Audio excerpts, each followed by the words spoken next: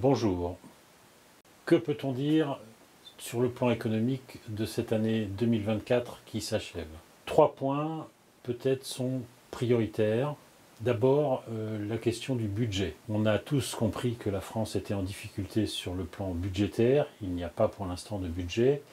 Une loi spéciale a été votée pour reconduire le budget 2024 sur 2025. La France n'est pas un cas isolé puisque l'Espagne est dans la même situation.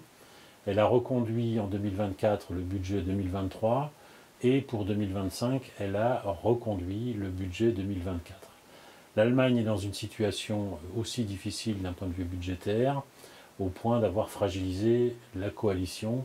C'est un des éléments explicatifs. Il en découle que la négociation qui va s'ouvrir pour définir le cadre financier pluriannuel dans l'Union européenne, cette négociation risque d'être particulièrement difficile et particulièrement tendue au regard des situations budgétaires de plusieurs États membres. Le deuxième aspect qu'il faut retenir de cette année finissante et qui se situe dans le prolongement de ce que je viens de dire, c'est évidemment pour la France l'alourdissement de la charge financière qui va peser sur les emprunts qu'elle effectue pour se financer. Manifestement, la France est confrontée à une augmentation de cette charge financière et ce qui devra être mobilisé pour payer, honorer cette charge financière ne pourra l'être pour des investissements destinés à de multiples transitions, qu'elles soient énergétiques ou écologiques.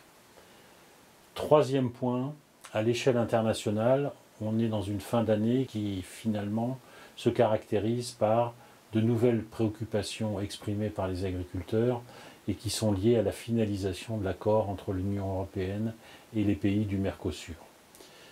Ensuite, le prolongement de la guerre en Ukraine fait peser aussi un certain nombre d'incertitudes sur les décisions que doivent prendre les acteurs économiques.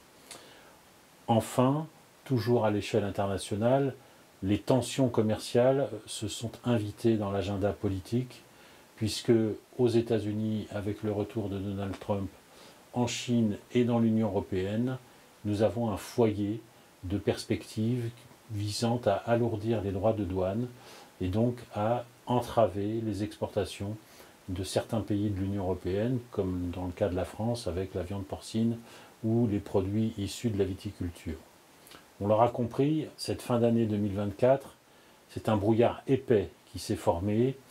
À la limite, on peut considérer que ce brouillard était déjà en formation depuis le début de l'année, voire même sur les 2 années qui ont précédé, et qu'il n'est pas du tout certain que ce brouillard se dissipe au début de l'année 2025. Vous retrouverez tous ces éléments dans le numéro du mois de décembre de la lettre économique de Chambre d'Agriculture France.